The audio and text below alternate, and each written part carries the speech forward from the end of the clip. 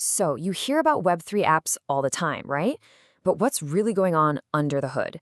Well, today we're going to peel back the layers, moving from the big ideas that are completely reshaping the internet all the way down to the specific tech developers are using to build our decentralized future.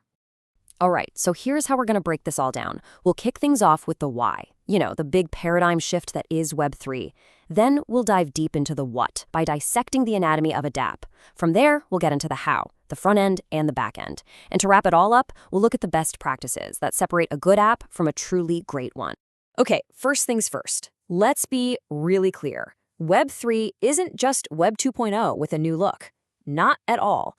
We're talking about a fundamental reimagining of how we deal with digital ownership, with trust, and even how we connect with each other online. When you get right down to it, the huge difference here really boils down to one simple but super important question. Who's in charge of your data? And the answer to that question, well, it reveals a change that isn't just technical, it's philosophical. And this right here shows you that shift perfectly. On one side, you've got the Web 2 world we all live in, where your data lives on some company's centralized server. But then you look at Web 3, and suddenly you are in control. It's your digital identity, your assets, all secured on a distributed network that no single company can own or shut down. Okay, so we've got the concept down, but how do you actually build something on this new foundation? What are the real building blocks of what we call a dApp, a decentralized application? The easiest way to wrap your head around this is to think of it just like building a house. It's a great analogy, because each part of a dApp's architecture has a direct parallel in a real home. See, every single dApp really has three core layers. First, you've got the smart contracts. Think of these as the rock-solid foundation and the building code of the house, the stuff you absolutely cannot change later. Then there's the off-chain backend. That's all the hidden stuff, the plumbing, the wiring, that makes everything work. And finally, you have the front end. That's the interior design, right? It's everything you, the user, actually see and touch. Now, this whole approach of mixing on-chain and off-chain stuff, it's called a hybrid architecture. And honestly, it's the secret sauce for building modern dApps. You get the best of both worlds, that bulletproof security from the blockchain, combined with the speed and flexibility of traditional systems. The end result? An app that's truly decentralized and one that people can actually use without pulling their hair out.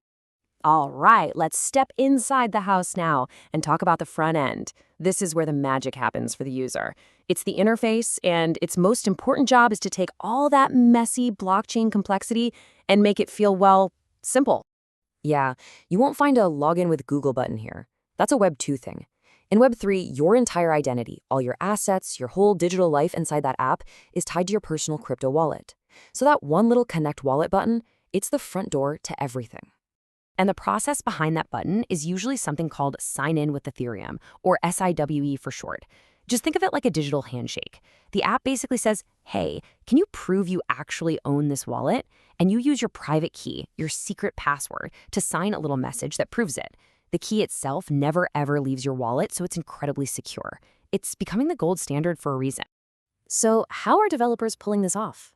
Well, what's really cool is that they're using tools they already know and love, like the React framework. But then they plug in these specialized Web3 libraries, things like Ethers.js or WAGMI. These libraries are like the ultimate translators, handling all the tricky communication between the app and your wallet. It makes a developer's life so much easier. Okay, let's go back behind the walls to that hidden infrastructure, the back end. This is where some of the biggest and, frankly, toughest decisions get made. It's a constant balancing act, a real game of trade-offs. And here's the absolute crucial takeaway. You just can't put everything on the blockchain. I mean, you could try, but it would be painfully slow and ridiculously expensive. So developers have to be smart. They have to decide what must have that on-chain security, like transferring tokens, and what's better handled off-chain, like your profile picture or the image for an NFT.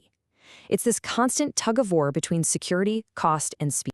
And to make this whole hybrid thing work, there's a whole toolkit of off-chain services. Need to talk to the blockchain? You'll use something called a node provider, like Infura. Need to search for data on the chain really fast? You'll use an indexer, like the Graph. And for big files, like images and videos, you'll use decentralized storage, like IPFS. This is the essential scaffolding that makes modern dApps feel fast and reliable. Okay, so we have the architecture, we know all the pieces, but how do you put it all together to build something that people will love, that's secure, and that actually works well. It all comes down to following some absolutely key best practices. In Web3, security is not an afterthought, it's job number one, and it touches every single layer of the app. Of course, you have to get your smart contracts audited, that's non-negotiable, but it extends all the way to the front end. You have to protect against phishing, and you'll use tools like a content security policy, or CSP, which is basically a whitelist for your website telling the browser, hey, only trust content from these specific sources. It's a simple but powerful way to block common attacks. Nobody wants to use a slow, expensive app, right? Of course not. So a huge part of building a great dApp is being obsessed with optimization.